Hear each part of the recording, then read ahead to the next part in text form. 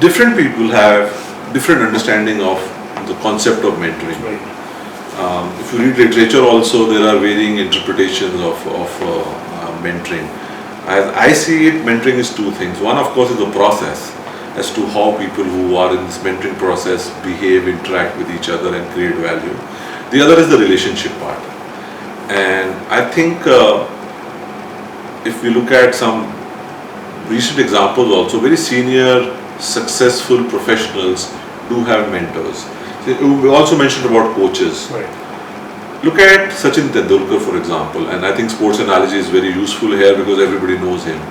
And even though he became so successful, yet you would find that he would give a lot of respect to the coaches that Indian team had, plus his own coach of his younger days, Ramakant Achrekar. So somebody asked, I think Roger Federer or somebody, as to, you are such a successful player, why do you still have a coach? He says, to continue to be at the top of my game, I need a coach. So the question is, why do they continue to have mentors or coaches, and why do people who actually, theoretically speaking, can do wonderfully well with the coach, do not see the need for it?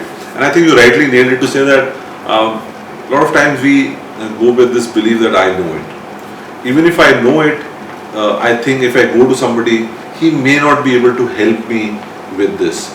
So it becomes a question of the need. And people stop asking for mentors or going to mentors because they have a particular type of need. Mm-hmm. And on the other side, the understanding of the mentors also needs to be clarified. Let me give you an example. Who has taught or who has trained mentors to be mentors? Mentors over years has become a subject matter expert and is called a mentor. Mentoring is an art, it is a science as well.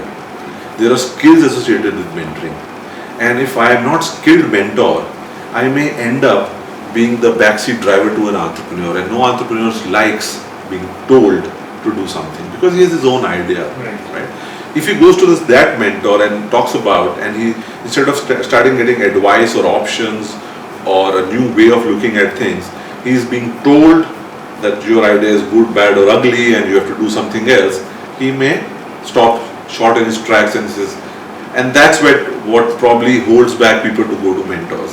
So I think that in India also there is a need for mentors also to learn how to mentor. Right. And that's when this whole process will function. Because then what happens is, mentors comes into a meeting with his mentee or an entrepreneur and ask him, what do you want to discuss today? Mentors should be sounding boards. Okay. Okay. Mentors should be one who would challenge an entrepreneur, not tell him what to do. Right? If I'm going to ask you a question that, and you have been an entrepreneur yourself, the last time you went out for an advice to somebody and you got that advice, how many times have you worked 100% of the time exactly as per the advice? Never. Yeah. And why? Why is that? Because we think he doesn't know really everything about the situation. So people are not looking for answers. People are looking for validation of their thoughts. People are looking at their thoughts being challenged. And I think that's the sort of a disconnect in the Indian system so far, that we have to move away from considering mentors to be just subject matter experts to mentors who can be a support and facilitate thinking and the journey of an entrepreneur of where he wants to go, not where a mentor wants him to go.